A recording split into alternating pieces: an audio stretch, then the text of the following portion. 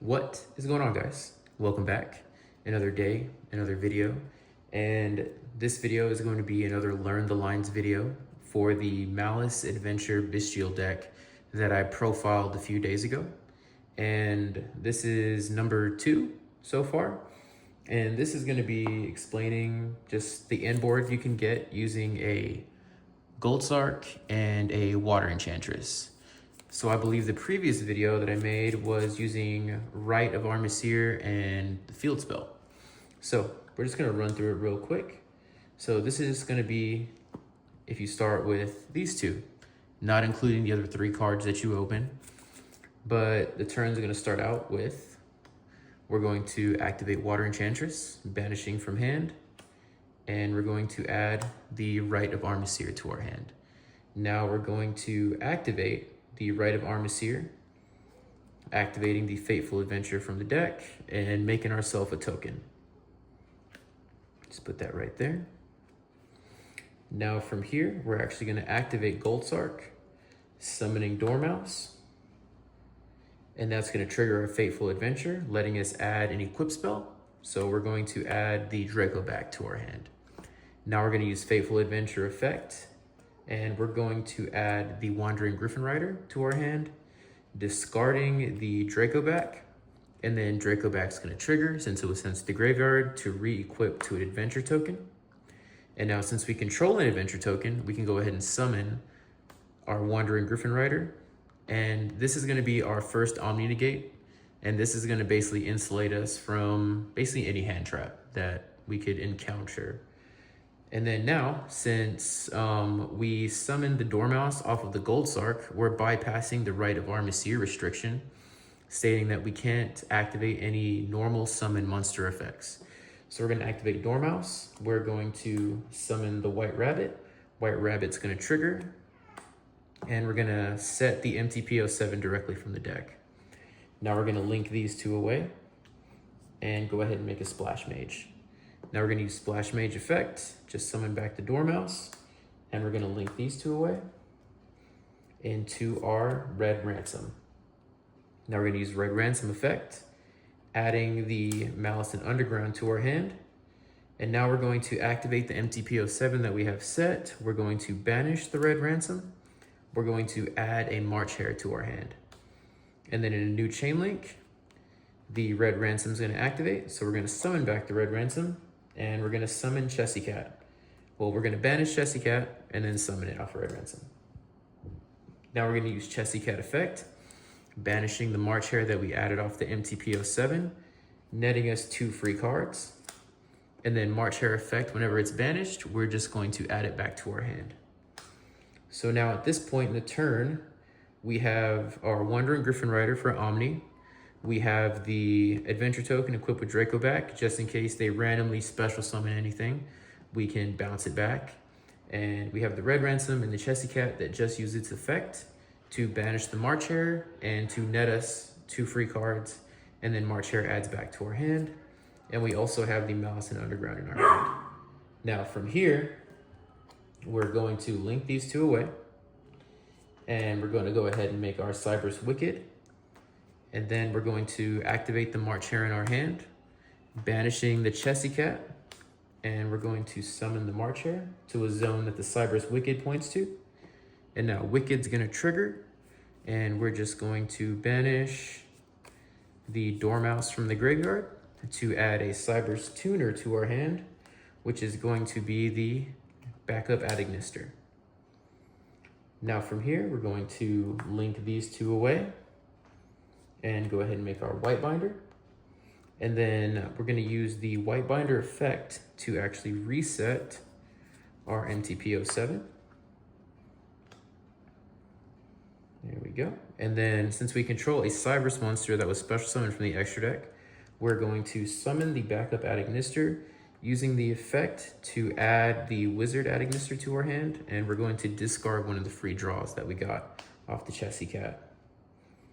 Now from here, we're actually going to reveal the backup Adignister and the March Hare in our graveyard, target it. We're going to special summon both. And then from here, we're actually going to link away the backup wizard and white binder, summon the Heart's Cryptor.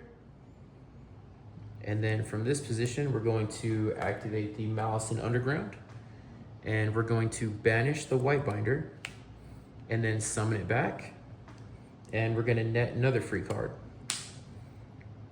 So from this position, we're going to link away all three of these monsters into our A code and then activate the effect. We're going to summon back our binder and our red ransom. So we're basically ending the turn with a Wandering Griffin Rider as an Omni Negate. We have the TB11, which is a non-target banish and add. We have the Allied Code Talker, which is contribute any of these and negate literally anything. It's an Omni Negate. So going into the opponent's turn, we have one Omni, we have a non-target banish, and an Omni. So let's say the first thing they activate, we're gonna go ahead and negate with the Wandering Griffin Rider to clear up space. So this will go back into the deck. We'll just turn this face down. That's one negate. Then let's say they summon something else. We'll go ahead and negate with the Allied Code Talker, tributing the white binder.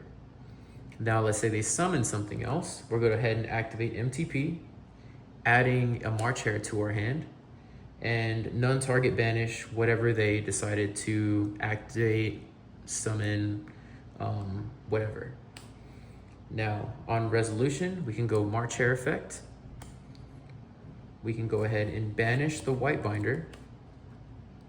And then this is why it was important to clear off with the Griffin, so we have more space. So now we can go ahead and summon the March Hare in this specific zone, because white binder is going to come back, summon, netting us another free draw, and then binder effect on summon. We're going to go ahead and banish our Cryptor, and then Cryptor is going to trigger, summoning back.